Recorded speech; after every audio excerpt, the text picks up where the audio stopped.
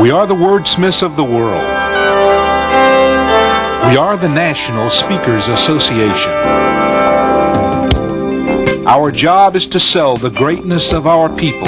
We sell America to Americans. Our job is to sell freedom to a sometimes hostile and unfriendly world. And even though our history has been checkered with sad moments and solemn moments, America has always emerged from moments of shame to rebound again. We are the wordsmiths of a great heritage, of an unbelievable land of beauty. We are the word artists that paint verbal portraits of a great and a fabulous land, a land of untamed beauty. A land of shady oaks, a land of fiery volcanoes, of golden forest, of charming sunsets, a land where rivers fall from majestic mountains, a land touched uniquely by a power far greater than the universe itself, a land that promises a golden sunset at the end of each new day.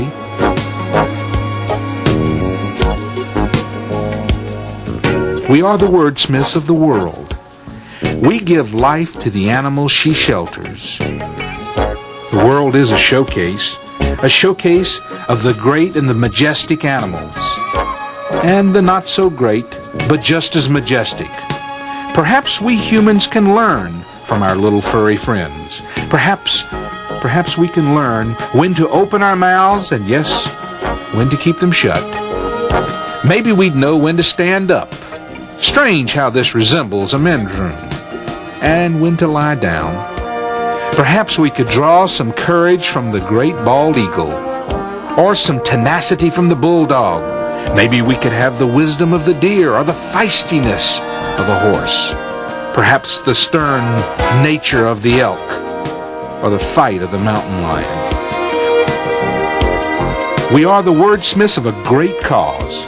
We honor the people that built this great land, the Lincolns, the Washingtons, the Paul Reveres.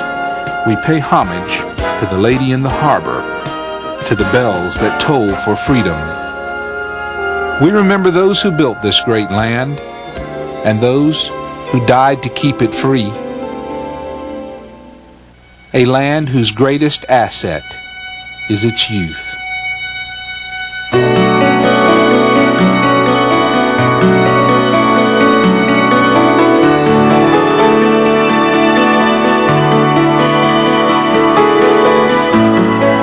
A land that draws its very existence from its own great teachers, from its varied citizenry.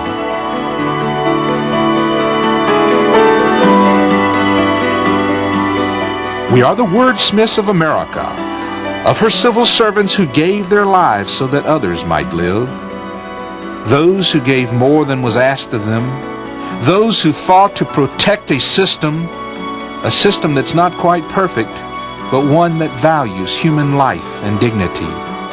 A system that says that you can be a star, or you can reach for the stars, to walk where no man has walked before, to reach our greatest heights, and yes, to occasionally fail, but never to give up.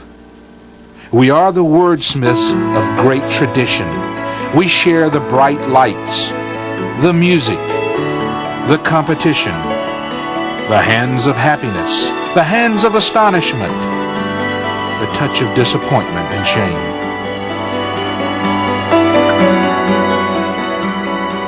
We sensationalize mere mortals, and we immortalize the sensational. We are the wordsmiths of a great and a competitive people. We choose our own brand of heroes. We tip our hats to the winners, champions all, to those spectacular individual efforts that lead to team victories, and to those who almost reached the top, and to those who did.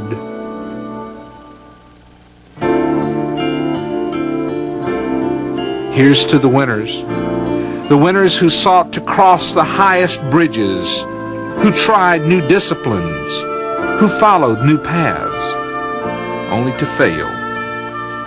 Yes, here's to that never-ending struggle that we must all have the courage to speak about from the platforms of the world. We are the wordsmiths of the poor, as well as being the wordsmiths of the successful, the real, the unreal.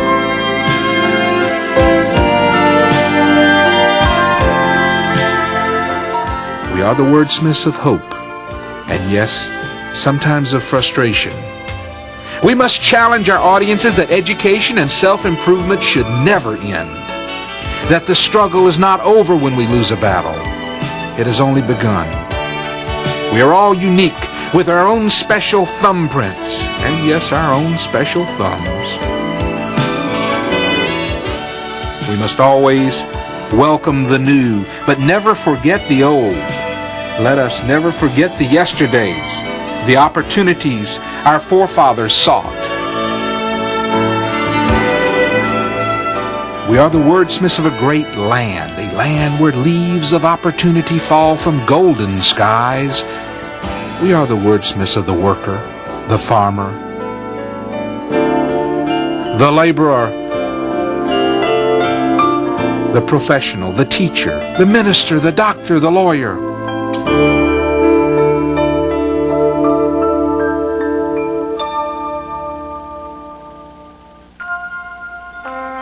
Yes, we are the National Speakers Association. And our mission? Well, our mission is to teach the teachers, to arm the wordsmiths with tools of survival. When our founding father, Cavett Robert, first thought up the idea of the National Speakers Association, he and his partner, Marilyn Cunda, planted the initial seeds of growth. They turned to a man by the name of Bill Johnson to serve as our first executive vice president. Cavett's philosophy then and now is let's not worry about a bunch of mice getting together to build a cat. Let's not worry about cutting our pie into smaller pieces. Let's just build a bigger pie. And with that challenge, the National Speakers Association began to grow. Our first president was none other than the great Bill Gove, one of the nation's premier speakers. No, this is not Bill. This is Bill's grandson. But I bet you don't recognize this shot of Bill either. Bill passed the baton to none other than Dr. Carl Winters, our second president of the National Speakers Association. Dr. Winters, who served us in 1975 and 76, is our only deceased past president. You probably don't recognize this little tyke, but he's none other than Donnie Hudson, our third president of the National Speakers Association from 1976 through 77. Donnie passed the gavel on to Joe Larson, who was our fourth president of NSA. Joe Larson brought a special business acumen to his role as president of NSA during 1977 and 78. He was followed by a self-proclaimed great president by the name of Ira Hayes, our fifth president of NSA. Everybody knows that Ira's trademark is the word great, and a great president indeed he was. Ira served as our fifth president of the National Speakers Association from 1978 through 1979. Ira passed the gavel on to the golden voice from Charlotte, North Carolina, Ty Boyd. Ty was our sixth president of NSA, serving us well during 1979 and 1980. Ty turned things over to the man from Columbus, Ohio. Would you believe that this lovely, smiling child could grow up to one day become a booking agent? Mike Frank, D. Michael Frank, was our first president of the National Speakers Association to be both a speaker and a booking agent, giving a whole new perspective to our organization. He served us in 1980 and 81 as our seventh president. And Mike passed the reins of leadership on to our eighth president, Don Thorin of Tempe, Arizona. Don served us in 1980 and 81 when he passed the controls to a Lebanese immigrant by the name of Nito Cobain, our ninth president of NSA.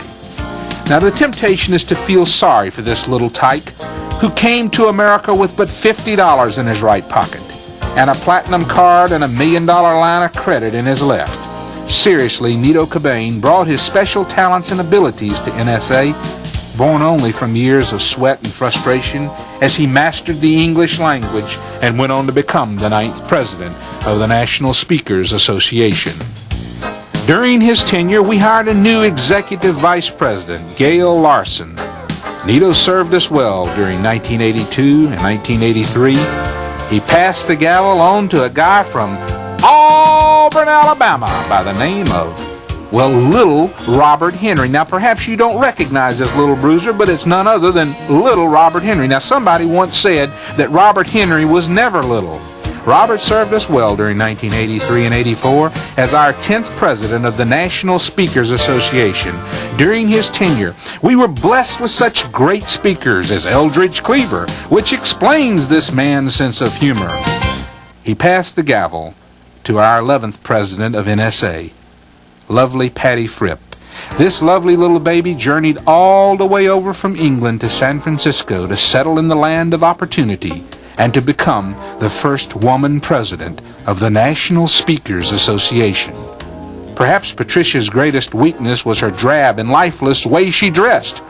Actually, she gave us a new life that only a woman's leadership can bring to an organization like the National Speakers Association. She served us as our 11th president from 1984 through 1985, passing the lectern to another woman, Jeannie Robertson. All one needs to do is to take a look at this determined little girl and you'll see a future leader. Tall and talented Jeannie Swanner Robertson became the 12th president of the National Speakers Association, serving us from 1985 through 1986. We had many changes during Jeannie's tenure, including the establishment of a new ethics program, the hiring of staff, the creation of the NSA Scholarship Fund, and the founding of our National Speakers Association Resource Center. Among other things, an ASAE-NSA survey was done. The Education Committee went on to computer, membership in National became mandatory, and the CSP requirements were upgraded. We implemented a new insurance program. Speak Out's format changed. Meet the Pros was introduced, and a headquarters committee was established. Yes, a great deal happened during Jeannie's tenure as president. The man in charge in 1986-87 was no stranger to running the show. Not only was our 13th president an accomplished orator, but he also holds a doctorate in education. An educator for a number of years, Dr. Jim Tunney is best known for his prowess on the gridiron, serving us as an NFL referee for over 3 decades. The skill it takes to keep peace and harmony on the gridiron are nothing compared, however, to the running of an organization of several thousand speakers, but Jim Tunney has done it well. A veteran official from 4 Super Bowls and numerous postseason playoffs, Jim Tunney was exactly what his brochure says. He was the man in charge. And our man in charge in 1987-88 was D. John Hammond, the 14th president of the National Speakers Association. One of the nation's most highly regarded rally producers, John Hammond brought a special dimension to NSA's leadership role. His years of experience in working with all aspects of the profession of speaking uniquely qualify him to carry the torch during a critical year in our association's history. And now, please, the 1987-88 NSA Board of Directors. From Chicago, Illinois, Arnold Nick Carter, CPAE, a member of the CSP Committee and chairman of the Voices of Experience Committee. From La Jolla, California, Jim Cathcart, CSP, CPAE, a member of the Executive Committee, chairman of the Education Committee, a member of the CSP Committee, and president-elect of the National Speakers Association. Joseph John Charbonneau, CSP, from Dallas, Texas, a member of the Meet the Pros Committee and the member of the Finance Committee. From Melbourne, Long Island, New York, Alan Simberg, CPAE, chairman of the Senior Professionals Committee. From Washington, D.C., John J. Daly, who's in charge of our promotional materials and chairman of the Governmental Affairs Committee. Also from Washington, D.C., Joe Jeff Goldblatt, the 1987 convention chairman and chairman of the Elections Committee for our Board of Directors. Mr. D. John Hammond, NSA President and Executive Committee member from Scottsdale, Arizona. From Green Bay, Wisconsin, James F. Hennig, Ph.D., Chairman of our Chapter Relations Committee, a member of the Ethics Committee, and a member of the Finance Committee. From Del Mar, California, Lael Jackson, a member of the Chapter Showcase Committee. From Oklahoma City, Oklahoma, Ed Kelsey, CAE, and the only member of our board of directors who is a certified association executive, a member of the executive committee, a member of the finance committee, and 1986 convention chairman. He also serves as our parliamentarian and is chairman of the strategic planning committee for the board of directors. From Buena Park, California, George Morrissey, CSP, CPAE, chairman of the special interest groups, our SIG committee. From Dallas, Texas, Patrick O'Dooley, CSP, chairman of the Cavett Award committee. From Phoenix, Arizona, Naomi Rohde, CSP, CPAE, chairman of the CSP committee. From Tempe, Arizona, Ed Scannell, CSP, a member of the executive committee, chairman of the conventions committee, and president of the Arizona chapter of NSA. From Sioux Falls, South Dakota, Jerry Simmons, CSP, a member of the executive committee, a member of the finance committee as its chairman, and is vice president and treasurer of the National Speakers Association. From Pebble Beach, California, Dr. Jim Tunney, CSP, CPAE, chairman of the nominating committee, a member of the executive committee, and immediate past president of the National Speakers Association. From Columbia, South Carolina, Al Walker, CSP, a member of the education committee and chairman of the First Timers Orientation Program, also a member of the finance committee. From Waterloo, Iowa, Thomas J. Winninger, CSP, CPAE, a member of the executive committee, the CSP committee, chairman of the ethics committee, a member of the finance committee, and secretary of our board of directors. And last but not least, Cavett Robert of Phoenix, Arizona, founder of the National Speakers Association and chairman emeritus of our board of directors.